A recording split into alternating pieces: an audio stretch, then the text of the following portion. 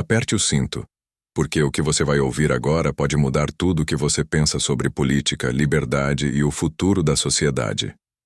Vivemos numa era em que palavras como igualdade, justiça social e inclusão são repetidas como mantras. Elas aparecem em discursos de políticos, campanhas publicitárias, palestras, séries da Netflix e até em embalagens de produtos no supermercado. Mas, e se essas palavras, que deveriam representar conquistas humanas, estivessem sendo distorcidas? E se, por trás dessa máscara de boas intenções, houvesse algo muito mais sombrio? Um projeto de controle. Sim, controle. Porque a nova esquerda, diferente daquela que um dia lutou por trabalhadores, por liberdade sindical e por melhores condições de vida, hoje parece ter mudado de foco. Ela não quer mais só igualdade. Ela quer reescrever as regras do jogo e controlar quem pode jogar. Para entender o que a nova esquerda está tentando fazer, precisamos voltar no tempo. A esquerda tradicional, como surgiu, nasceu da necessidade real de corrigir injustiças estruturais. Trabalhadores explorados, jornadas desumanas, falta de direitos civis. Ela veio para equilibrar forças, para dar voz a quem não tinha, para enfrentar o poder das elites econômicas, dos grandes impérios industriais, dos governos autoritários. Nomes como Karl Marx, Rosa Luxemburgo e Antônio Gramsci eram intelectuais da sua época. Ainda que muitos discordem dos caminhos que propuseram, o objetivo era claro: lutar contra a exploração econômica. Mas o que aconteceu? Quando a classe trabalhadora começou a conquistar direitos, quando os salários mínimos foram estabelecidos, férias remuneradas garantidas e o acesso à educação ampliado, a esquerda viu seu antigo inimigo, o burguês capitalista, perder parte da força. E aí veio o problema. O inimigo precisaria mudar. Porque sem inimigo não há narrativa. Sem conflito, não há militância. E sem militância, não há controle. Foi aí que começou a virada.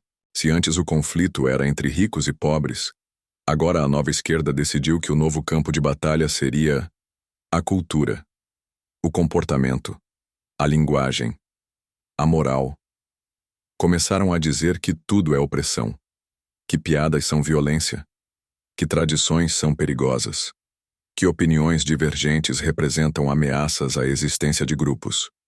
E então surgiu um novo mapa ideológico, onde não importa mais o que você pensa, mas sim quem você é. Sua cor, sua sexualidade, seu gênero, sua identidade, tudo virou base para dividir e classificar as pessoas. E quando a identidade vira arma, a liberdade vira ameaça. Porque se você não se alinha à cartilha do novo politicamente correto, você é rotulado. Transfóbico, racista, fascista, negacionista, opressor. E assim nasce o novo controle. Não com armas, mas com palavras. Essa é a verdadeira genialidade da nova esquerda. Ela controla sem parecer autoritária. Ela censura sem parecer ditadura, porque usa o argumento moral. E quando você moraliza o debate, cala qualquer oposição. Afinal, quem quer parecer do mal? Um dos instrumentos mais poderosos da nova esquerda não é uma lei, nem uma força armada. É o vocabulário. Palavras foram reprogramadas. Conceitos antigos foram desmontados, reconstruídos e ressignificados para se tornarem ferramentas de controle. Não se diz mais censura, chama-se moderação de conteúdo. Não se fala em vigilância, fala-se em segurança contra a desinformação. Não se defende mais debate, defende-se espaços seguros, onde só opiniões previamente filtradas são aceitas. Essa engenharia linguística não é aleatória, é estratégia.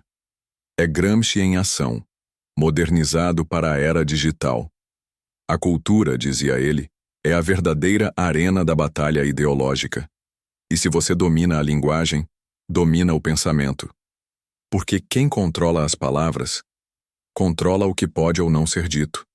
E, portanto, o que pode ou não ser pensado.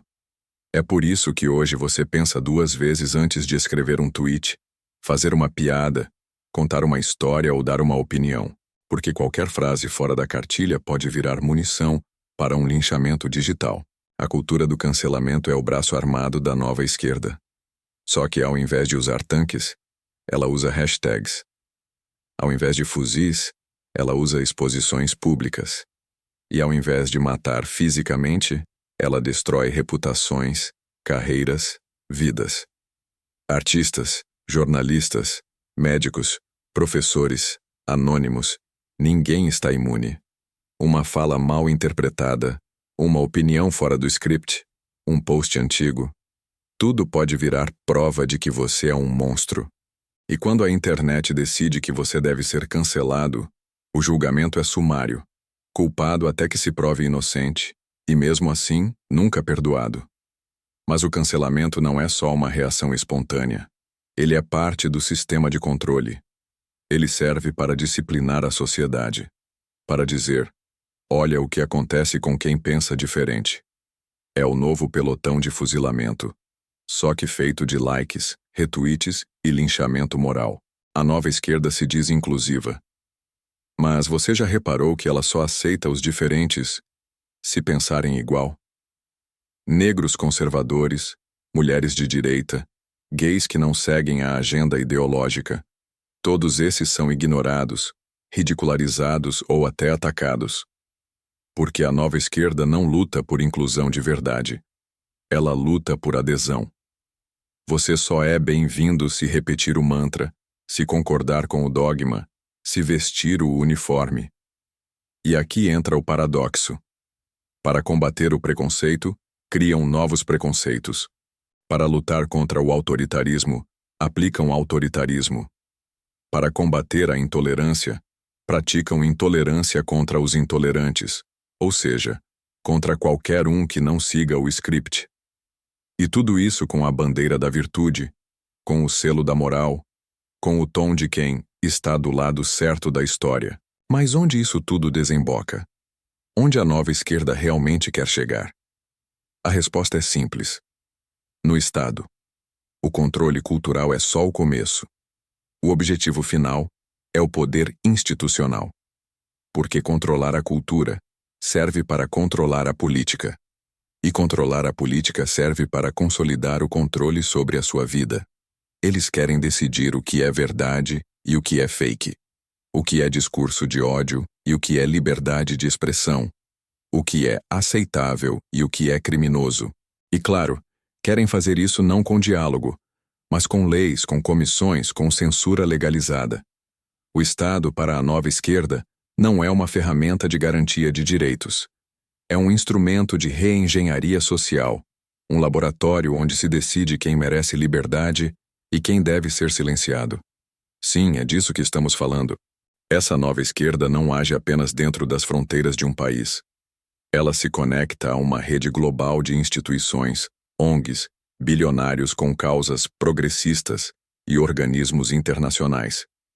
O discurso se repete em inglês, espanhol, francês, mudam as línguas, mas os slogans são os mesmos: desinformação, discurso de ódio, liberdade vigiada, transição cultural.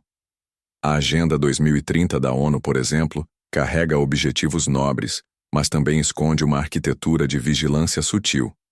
O mesmo vale para os fóruns econômicos internacionais, que já falam abertamente sobre um futuro sem propriedade privada, onde você não terá nada e será feliz. Mas quem decide o que é felicidade? Quem define o que é verdade? E o mais importante, quem fiscaliza os que fiscalizam? O globalismo é a ampliação do controle para além do território. É o sonho de uma elite intelectual e financeira que encontrou na nova esquerda o exército perfeito.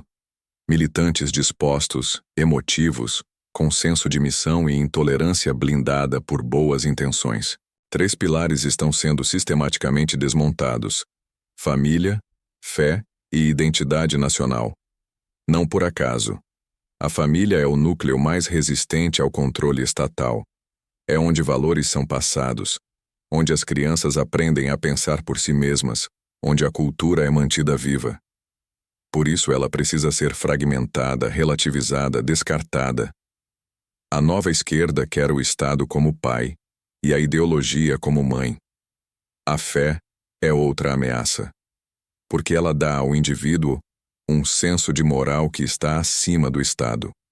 E isso é intolerável para quem quer que o governo seja a única fonte de verdade. É por isso que religiosos são atacados, ridicularizados, caricaturados. E a identidade nacional? Essa precisa desaparecer. Porque um povo que se reconhece como nação resiste a ingerências externas. Por isso querem apagar a história, reescrever o passado, relativizar o orgulho nacional.